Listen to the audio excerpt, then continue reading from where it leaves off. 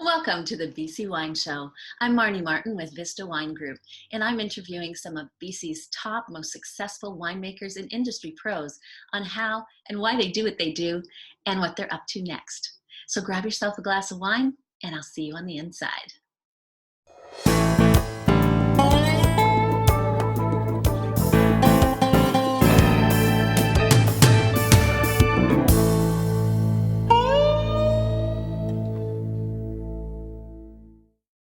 Hi, everybody, and welcome to the BC Wine Show. I'm Marnie Martin with Vista Wine Group, and today on our show, I have Heleen Pannekoek from the beautiful Lilloet Fort Berens. Hey, welcome, Heleen, and thank you for joining us on the BC Wine Show today. Tell me what's going on over at the winery. Oh, well, it's a gorgeous, beautiful day today here, Marnie, and I'm so glad that you can join me. Although it's only by camera. I wish that I could just walk around a bit and, show you around a little bit, but that's going to be a little messy, I'm afraid. I'm actually sitting in the studio that we use for our happy hour with Cooper, which is a online wine tasting show that we've set up, and every Friday at 5 we stream that, and we have guests, and we have wine tasting, a little, bite to eat to pair with your wines, and yeah, we just have a bit of a good time. Brett Cooper is our hospitality manager, so he hosts the show. Well, it looks great, and what a great idea to have some virtual tastings in this time where we're all kind of tucked away at our little homes and still be able to share some good information. So that's part of the reason I started this show as well, is because I know there's so many people that, there's just so many great stories, and I think it just gives us the opportunity to have a conversation and learn a little bit more about what you guys are doing and why you're doing what you do. And so yes, let's dig into that a little bit. So let's start with the winery itself. I know you're in the beautiful Lilloet area, and I believe you have, is it 65 acres? Is that right? The total property is about 65 acres, and when we got here in 2009, we planted 20 acres to start. This is called our Dry Creek Vineyard, and the plants are now going into their 12th year, which is exciting. We see bud break, and we see a pretty quick development because the weather's so nice and warm. And in 2018 and 19, we planted another 18 acres in total. So we are hoping to see our first partial planting of that come into production this year. So that's making us really excited. That's great. So I've actually never had the opportunity to come out and come to the winery, but I, as an advocate for you guys, have had so many wonderful conversations with consumers, and so many of the people that I work with say, I've been to that winery and it's fantastic. So maybe give me a little bit of what a visitor, I know right now is a little bit of a different time frame, but when the winery is running like it usually does, what can visitors expect to find up at your winery? Well, first of all, to get here, whichever way you come from, it's a fantastic and stunning drive to get here. If you come from Whistler, there's a mountainous highway that takes you up to great heights. Right now, I look outside, I still see snow on top of the mountains. And in the summer, there's fabulous wildflowers everywhere. So that's great. If you come from the south, so from the Hope and Lytton direction, that's a gorgeous drive all through the Fraser Canyon and an area. And then if you come from Kamloops, so the north, and from Cache Creek down to Lilloet, it's also, that's also a beautiful, very beautiful drive. So the area that we live in is gorgeous. And then when you get here, it's such a dramatic scenery. We have high mountains around us, up to 2,200 meters. And then, we're in the middle of the valley, almost, well, not entirely at the bottom, but so the Fraser River is passing right by the property. Wonderful. Well, I know you make a whole bunch of different styles of wine. Tell me a little bit about the different types of varietals that you grow up there, and maybe what might be new that's coming out this year that we haven't tried before. Well, we have, as you were saying, we have a great range of different wines, and You know, one of the wines that I would like to talk to today is our rosé. I have a few examples here behind me. So what makes this rosé very special is that it's 100% from our own Pinot Noir grapes here in the Dry Creek Vineyard. About 2 years ago, we've been very happy to have gotten our own VQA designation.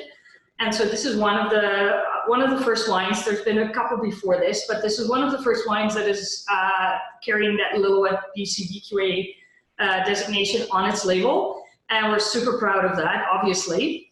And I think this is a fantastic example of our wine. It's a drier style rosé. It's super fresh.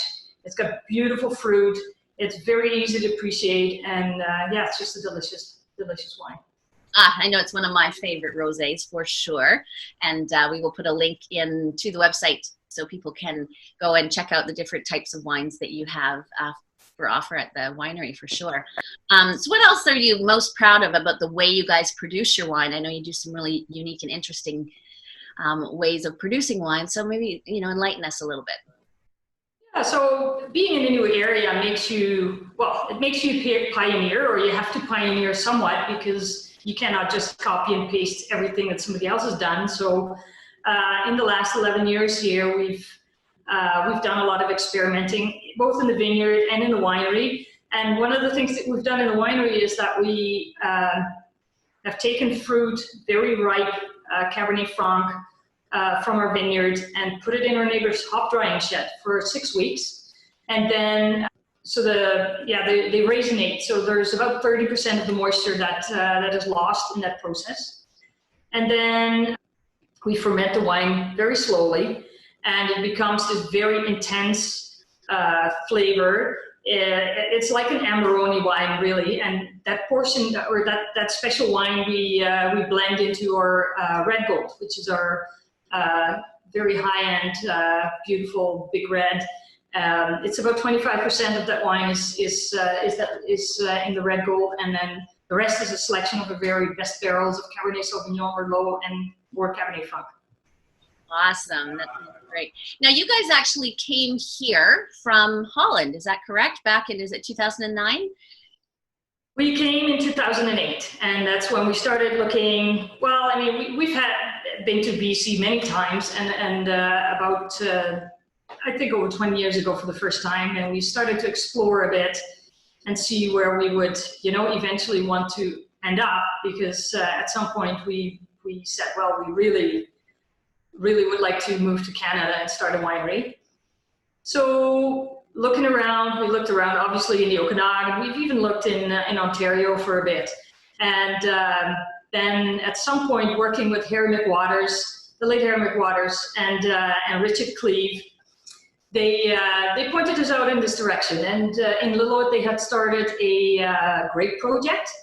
5 small vineyards were planted with lots of different varieties, and on top of that, about 100 eye buttons were placed all through the canyon here. And eye buttons, they take temperatures and all kinds of data that have helped us a lot in the end to decide that we wanted to set up shop here. Lilloet's climate is very similar to the south of the Okanagan. It's very hot and dry. And when the gold prospectors came here, you know, the early pioneers in 1859, they brought plants with them already. And then, so there's been vines in this area for a long time.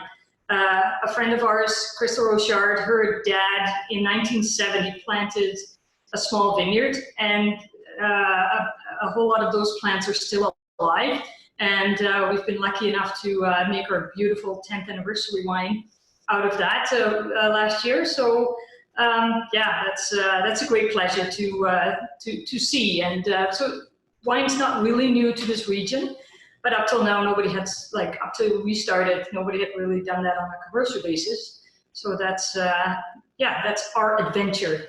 And yeah, we just keep on pioneering away in this beautiful area. What other kinds of trends do you see kind of coming down the BC wine world, and what are you guys doing to kind of prepare for that and get on board? Well, personally, I think you know, when we started, we started selling a rosé because we were used from, you know, our time in Europe that rosés were fabulous, fabulous wines, and we found it hard to find, you know, enough lovers of rosé. But I think that's really one thing that is starting to change. People are recognizing that rosés are, you know, not always cloyingly sweet at all, but can be very interesting wines, and that's definitely what we see as a trend, is that rosé is becoming a really big thing. Yeah, and I know it's really a pleasure when you find some of those new rosés, especially Pinot Noir rosé, which is actually one of my favorites, because they're not overly sweet often, just because of the nature of the grape. And I think that is a really new thing and really lovely for people to go, oh, I tried rosé back in the day, too sweet for me, and now it's a whole different ball game. So oh yeah, that's a pleasure to see for sure. Mm-hmm. So you guys have a wine club up at the winery. Tell me a little bit about how that works and how people get involved if they're interested. Yeah, we have a wine club, which has been a great success actually. What we love is that a lot of people that come to our winery and that are more or less local or even anywhere from Canada, they love to sign up because, you know, wine has such a great connection to, you know, a place and a time. I mean, my husband and I know that from our many wine travels that we've done over all these years, is that, you know, wine can bring you back to that moment that you were there and that you had that great experience. So we love to sign people up for the wine club. What we do is, well, first of all, there's no sign-up fees, and you get a 15% discount on all the wines that you purchase. And you can purchase those wines online, directly in the store, or at the farmers markets that we are at. So we're at many farmers markets in the Sea to Sky corridor and up to Kamloops. So that's a big advantage, obviously. What we do is we can ship the wine to you, you can pick it up, but what we also organize is pick-up parties. So we drive with a truck full of wine to Vancouver, to Whistler, to Kamloops, and areas around us to, well, usually, like normally we would do a party in a restaurant or a nice place with some snacks and tasting, but we cannot do that right now, obviously. So what we've done is we're now doing our tailgate, you know, pickups. So basically we park at a parking lot and people can, you know, text when they drive into the parking lot, and they can, you know, open their tailgate, and we put the box of wine in there, and off you go. So it's a super safe, very, you know, very convenient way of getting your wine to you. So, and we found that people really love that. So what we do for wine club members is we organize all kinds of activities, and this is obviously in a normal year. We will have to look into what, you know, this is all going to look like. We do winemakers dinners and all kinds of things, and we do boot camps too sometimes. So as a wine club member, you're invited to come into the winery and help us prune or thin, or, you know, all kinds of activities that go on in the vineyard or in the winery. That's fantastic, and I love that you're doing things a little bit differently. I imagine that there's a lot of your wine club members that love the opportunity to come in and actually be hands-on in the winery and learn about what you do on a day-to-day basis out in the field. That's amazing. And then that gives you, you know, more appreciation, I think, of, you know, what's going on, and, you know, we let people make their own wine or press the wine, or that's all interesting things to actually do yourself once, instead of just hearing about it or, you know, seeing the machinery set up or whatever. But, you know, we love our customers, and we always try and make people happy, and it's great that that people appreciate it. Yeah, so where, obviously you've mentioned farmers markets, but if people can't come to the winery or decide to opt to not have it shipped to them, where else can they purchase your wine that wouldn't be necessarily at the winery? Well, obviously there's lots of private liquor stores that carry our wines. All the Save-On stores, Save-On food stores that have a wine department have our wines and doing really well. Our wines, we have several exclusive wines at Everything Wine as well. So those very big wine stores, about 6 right now in the province. We just rolled out this week, we rolled out our rosé into the several BC liquor stores. So I believe there's 31 stores right now that carry our rosé, which is also very exciting. That is very exciting. So is that the first one of your wines that's been in the BC liquor store? It's not the first one, but it's been a while, so yeah, that's we're super proud of that. Excellent, good to know, so people will be able to go find it if they don't have a lot of private stores around them. That's awesome. So is there anything else you guys are looking to promote or you want to discuss while we're still here chatting? You know, this COVID is very difficult for everybody, but what we're really trying to do right now is to see how we can get people to come into the winery again and to do tastings again in a very safe and very like a natural way, not too, you know, not too sterile, but at the same time very safe.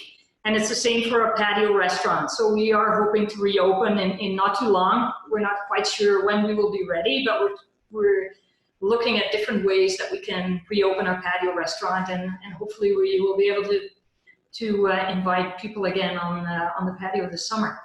Yeah, I've heard really good things about your restaurant. What's the name of the restaurant and what type of food and experience do you have there? Like what do you serve?